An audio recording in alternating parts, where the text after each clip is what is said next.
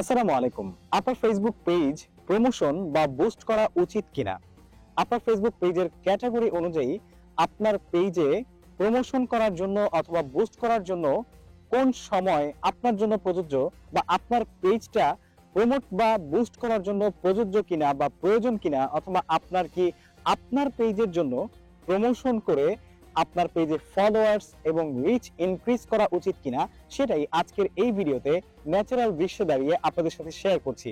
আমি সাইফুর রহমান আজিম। আজকে আপনারা আমাকে একটু ভিন্ন রূপে দেখতে পাচ্ছেন, কেননা আমি আমার নাশিদ শুটিং এ এসেছি। আমার ক্যামেরার পেছনে রয়েছে সায়েম আহমদ। সো চলুন আপনাদের সাথে আজকের বিষয়টি খোলাসা করা যাক। আপনারা অনেকেই কিছুদিন আগে ফেসবুক পেজে আপনারা কিভাবে 2025 সালে গ্রো করবেন সে সম্পর্কে আমার একটা ভিডিও দেখেছেন। আর সেই ভিডিওতে অনেকেই আমার কাছ থেকে জানতে চেয়েছেন যে ভাইয়া, আমরা যারা ফেসবুকে গ্রো করতে পারছি না অথবা ফেসবুক পেজটাকে ফলোয়ার বাড়াতে পারছি না, তারা কি আমাদের পেজকে বুস্ট করব অথবা প্রমোট করব, যেটা আসলে লিগ্যালি ফেসবুকের মেটা থেকে সরাসরি করা যায়? সেজন্যই আমি এই ভিডিওতে আপনাদের সাথে এক্সপ্লেন করব। তো প্রথমেই বলে নিচ্ছি, আপনাকে প্রথম বুঝতে হবে আপনার পেজের ক্যাটাগরি কি এবং আপনার পেজের উদ্দেশ্য কি।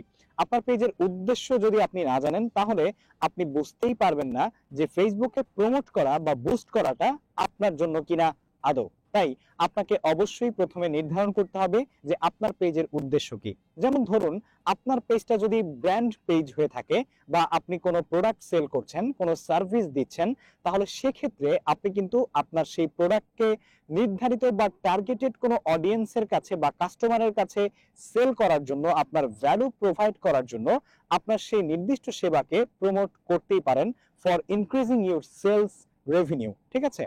কিন্তু আপনার টার্গেট যদি হয়ে থাকে কন্টেন্ট ক্রিয়েশন, অথবা আপনার টার্গেট যদি হয়ে থাকে আপনার ভিডিওতে ভিউজ নিয়ে আসা, তাহলে সেক্ষেত্রে ফেসবুকের প্রমোশন বা বুস্ট কিন্তু আপনার জন্য নয়। তবে এখনই আপনি ভিডিওটা স্কিপ করবেন না, কেননা ফেসবুকে বুস্ট এবং ইনক্রিজ কখন আপনার প্রয়োজন হলেও কাজে আসবে না, সেটাও এই ভিডিওর শেষের দিকে আপনাদের সাথে এই ন্যাচারাল দৃশ্যে দাঁড়িয়ে আমি শেয়ার করতে যাচ্ছি। সুপ্রিয় দর্শক, নিশ্চয়ই এতক্ষণে আপনি নির্ধারণ করতে পেরেছেন যে আপনার ফেসবুক পেজের যে উদ্দেশ্য সেটা যদি স্পষ্ট না থাকে, তাহলে আপনার টাকা ব্যয় করা প্রমোশনে একদমই অপচয় হবে। সেজন্য এই অপচয় এড়াতে আপনাকে সর্বপ্রথম আপনার পেজের উদ্দেশ্য নির্ধারণ করতে হবে। এরপরেই হচ্ছে আপনার পেজকে আপনি বুস্ট করতে পারবেন, নতুবা আপনার জন্য ফেসবুক পেজ বুস্ট করা উচিত নয়। এখন চলে আসি, কারা আসলে আপনার পেজে বুস্ট করা উচিত হলেও বুস্ট করে লাভবান না হয়ে উল্টা আপনার টাকা নষ্ট করবেন। তারাই নষ্ট করবেন যারা আপনার যে পেজটা আছে সেই পেজকে প্রমোশন করার জন্য কি পরিমাণ বাজেট আছে সেটা প্রথমে নির্ধারণ করতে না পারবেন। শুধু বাজেট নির্ধারণ করলে হবে না, আপনাকে অবশ্যই ফেসবুক পেজটাকে বুস্ট বা প্রমোশন করার জন্য নির্ধারিত টার্গেট অডিয়েন্স কিভাবে আপনি জেনারেট করবেন এই বিষয়ে আইডিয়া থাকতে হবে, বা আপনি কাদের কাছে পৌঁছাতে চাচ্ছেন, তাদের এজ বা জেন্ডার কি, এই বিষয়গুলো আপনাকে অবশ্যই আইডেন্টিফাই করে তারপর আপনার ফেসবুক পেজকে আপনি প্রমোট করার জন্য এগোতে পারেন। আর যদি সেটা না করেন, তাহলে আপনি যতই চেষ্টা করেন আপনার পেজটা কিন্তু প্রমোট করবেন না।